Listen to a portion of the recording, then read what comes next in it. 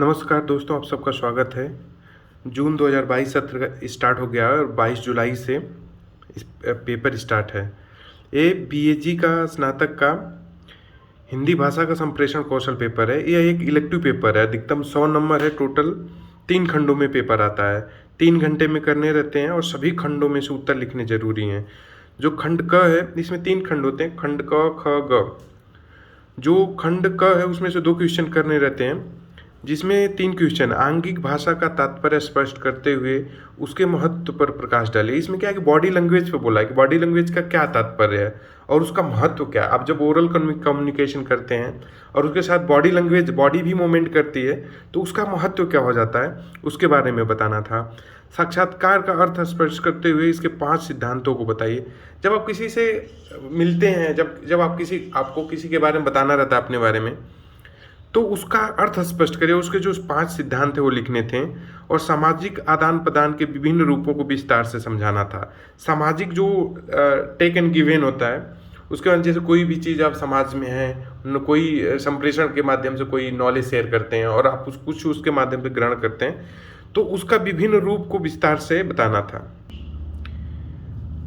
एक आपका खंड ख है जिसमें सभी प्रश्न करने अनिवार्य थे। इसमें टोटल 4 क्वेश्चन है। इसमें चारों क्वेश्चन को करना अनिवार्य था। इसमें चौथा क्वेश्चन जो था कि संवाद किसे कहते हैं, कम्युनिकेशन क्या है, इसके विभिन्न रूपों को स्पष्ट करिए। मतलब हम कोई चीज़ एक से दूसरे लोगों तक ट्रांसमिट करना है भाषा के माध्यम से, तो वो किन किन रूपों में कर सकते हैं उसके बारे में बताना था। भाषा के लिखित, मौखिक और आंगिक रूपों की विशेषता, मतलब कि अगर हम कोई कम्युनिकेशन कर रहे हैं तो लिख के कर रहे हैं, और मौखिक ओरल कर रहे हैं या बॉडी लैंग्वेज के माध्यम से कर रहे हैं, तो उसके बारे में बताना था इसमें। और भाषा के व्यवहारिक पक्ष पर प्रकाश डालिए। भाषा कितना व्यवहारिक होती है।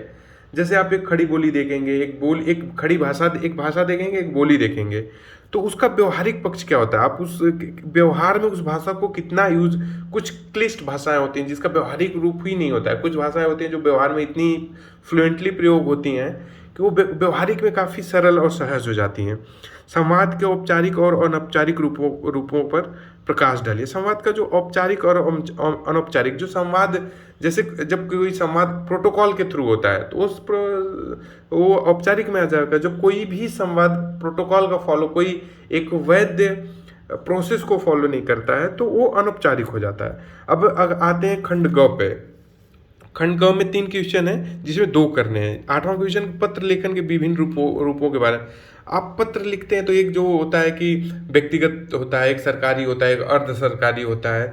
इन सभी रूपों को उसमें लिख देना। संचार के लिए लेखन के विभिन्न पहलुओं को विस्तार से बताइए।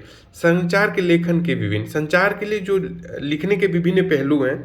और नेक्स्ट क्वेश्चन, कार्यालय लेखन में भाषा के महत्व को। जो कार्यालय लेखन में जो कार्यालय लिखते हैं उसमें एक निश्चित शब्दावली होती है जिसका एक निश्चित अर्थ होता है, निश्चित संदर्भ में प्रयोग करने के लिए। अगर उस शब्द का प्रयोग अगर अलग संदर्भ में करते हैं तो उस शब्द का बिल्कुल ही अर्थ बेअर्थ हो जाएगा। तो जो कार्यालय लेखन होता है, जैसे आप किसी कार्यालय में आप पत्र लिखते हैं, तो वो एक उस कार्यालय की गरिमा के हिसाब से, जैसे शब्द सरकारी कार्यालयों में होता है कि निवेदन है, प्रमाणित किया जाता है, वर्ग अनुमोदन है, सविनय विनती है, ये सब चीज़ें होता है जो उसको बताना था उन शब्दावलियों को। तो नमस्कार दोस्तों, आप देखते रहिए और सब्सक्राइब करिए। इसी तरह इग्नू के बारे में आपको नए नए कंटेंट मिलते रहेंगे।